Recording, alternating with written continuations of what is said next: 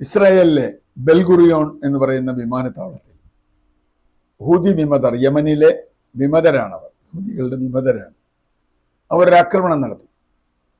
ആക്രമണം ഇസ്രായേലിനെ അക്ഷരാർത്ഥത്തിൽ ഞെട്ടിച്ചു.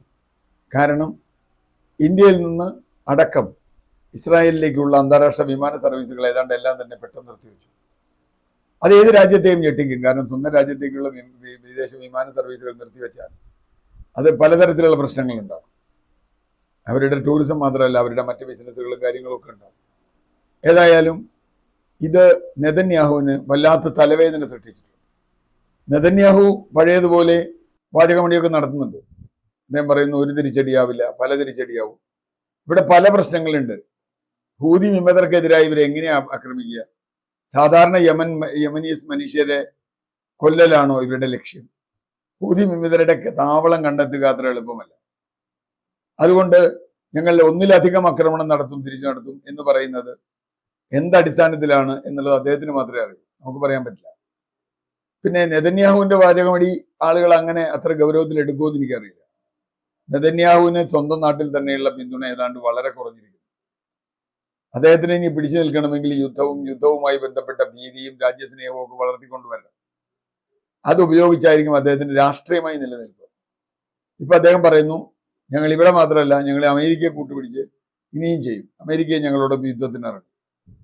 അമേരിക്ക ട്രംപിന്റെ അമേരിക്ക ആണെങ്കിൽ പോലും നെതന്യാഹു പറഞ്ഞ കേട്ട് ഉടനെ പോയി യുദ്ധത്തിന് ഇറങ്ങുക എന്നുള്ളത് അത്ര എളുപ്പമാണെന്ന് എനിക്ക് തോന്നുന്നില്ല. ട്രംപിനെ സംബന്ധിച്ചിടത്തോളം ട്രംപ് വന്നത് വലിയ ശക്തനായി, ഞാൻ എന്തോ വലിയ കാര്യം ചെയ്യാൻ പോകുന്നു പറഞ്ഞിട്ടാണ്. പക്ഷെ സാമ്പത്തിക നയത്തിൽ അദ്ദേഹം എടുത്ത മുഴുവൻ തീരുമാനങ്ങളും പാളി, വലിയ തോതിൽ പാളി. പല നികുതികളും പിൻവലിക്കേണ്ടി വന്നു. പല രാജ്യങ്ങളും ഇപ്പോൾ വലിയ തർക്കത്തിലാണ്. ഇപ്പൊ കാനഡയിൽ, തൊട്ടടുത്ത രാജ്യമായ കാനഡയിൽ തെരഞ്ഞെടുപ്പാണ്.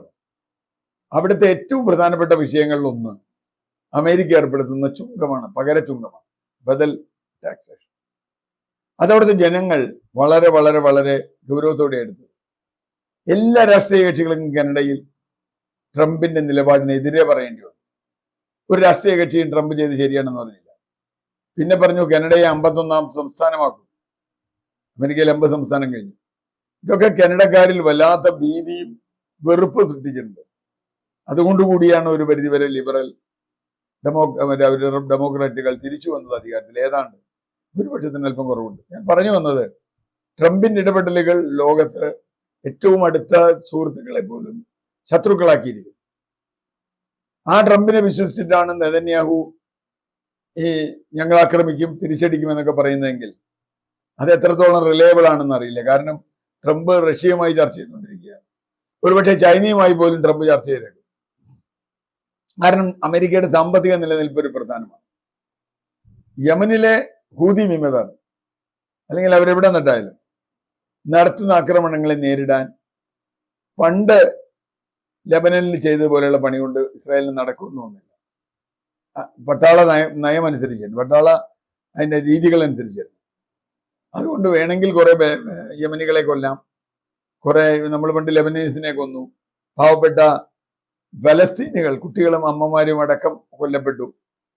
അതുപോലൊരു കൊല നടത്താമെന്നല്ലാതെ ഹൂതി വിമതർ എന്ന് പറയുന്നത് യമൻ ഗവൺമെന്റിന്റെ ഔദ്യോഗിക വക്താക്കളല്ല. അവിടെ അവർ സമരം ചെയ്തുകൊണ്ടിരിക്കുക, യുദ്ധം നടത്തിക്കൊണ്ടിരിക്കുക. അതുകൊണ്ട് നെതന്യാഹുവിന്റെ ഈ പ്രഖ്യാപനം എത്രത്തോളം ഫലപ്രദമാവും എന്ന് കണ്ടു തന്നെ അറിയണം. പാവപ്പെട്ട കുറെ മനുഷ്യരെ കൊല്ലാൻ കഴിഞ്ഞേക്കും. പക്ഷെ അതുകൊണ്ട് ഹൂതി വിമതരെ അങ്ങനെ എളുപ്പത്തിൽ പിടിക്കുക സാധ്യമാണെന്ന് തോന്നുന്നില്ല.